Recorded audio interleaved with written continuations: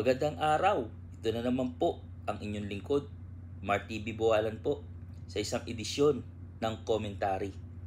Ang pag-uusapan po natin yung pinost po ng TV5 News Everywhere, kung saan pinakita po dito sa post nila, ayan nga po, ang sinabi ng ating BP Inday Sara Cuno, na kung saan masasabi po ba natin na nasa tamang pag-iisip ang isa sa pinakamataas na pinuno ng ating bansa, na kung saan ang binanggit niya po ito.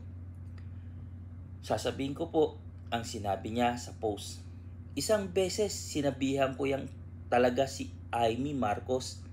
Sabi ko sa kanya, kung hindi kayo tumigil, huhukayin ko yung tatay nyo at itatapong ko dyan sa West Philippine Sea.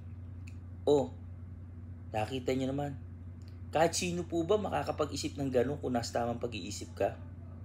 Lalong-lalo na sa dating Pangulong Ferdinand Marcos Sr. na kung saan binanggit niya pa ang West Philippine Sea, na kung saan, kung natatandaan nyo, yan din ang pinagmamalaki ng tatay niya, na kesyo magtitirik ng bandila sa West Philippine Sea para ipagtanggol ang ating bansa.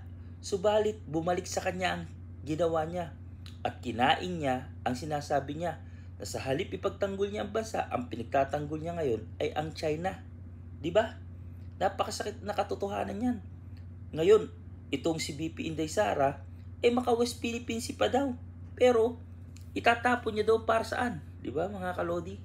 Naku, itong si Inday Sara ay hindi ko po alam kung nasa tamang pag-iisip pa. Kasi kung iisipin nyo, dapat binigyan na nga ng parangal at nasa tamang landas na ang dating Pangulong Ferdinand Marcos, kasi nasa libingan na ng mga bayani. Bakit kailangan yung cut? Ganto ba katindi ang galit ng BP sa mga Marcos? Ganto po ba ang tamang pag-iisip ng isa sa pinakamatas na pinuno ng ating bansa? No? Kaya para sa akin, napakasakit yung bilang loyalista. Pero sa totoo lang, nire-respeto ko kanyang posisyon, pero nawawala ng gana dahil bitter lang po at puro paninira na lang ang lumalabas sa bunganga ng ating Vice Presidente. Ito pa po, pakinggan nyo ang susunod na topic natin. So, dito naman po, babanggitin ko ang sinabi niya na kung saan ito'y tungkol sa pagkakaibigan. Hindi pa rin niya nakakalimutan kung yung libro niyang manok-manok kan yung ibon na kaibigan, nagkinopya niya lang. Parang ito rin yun. Sabi niya, presidente ka na, importante pa ba ang nararamdaman mo? Di ba kapag presidente ka, hindi na importante yung pagod mo, yung luha mo? Talagang may panahon kang mag-isip about deception ng isang babae na dyan ang daming mong oras. So isipin nyo, no? Dahil nasabi ng ating Pangulo na na-deceive siya, biglang binigyan ng buhay ni BP Inday Sara na, teka, bakit naisipan pang sabihin na na-deceive kita? Ang dami-dami mong trabaho, ang dami-dami mong pag-iisipan na dapat mong gawin. Kailangan pa bang sabihin yun? Kailangan pa ba? Take note, tinanong po ang ating mahal na Pangulo ng mga reporter kung ano masasabi niya sa sinabi mo, BP. No? Hindi naman magsasalta ang ating mahal na Pangulong Bongbong Marcos kung hindi din dahil sa'yo. Dahil sabi mo nga, hindi mo kaibigan ang ating mahal na Pangulong Bongbong Marcos at hindi mo siya naging kaibigan. So, mararapat lang din naman na tanungin ang opinion ng ating mahal na Pangulong Bongbong Marcos tungkol sa sinabi mo.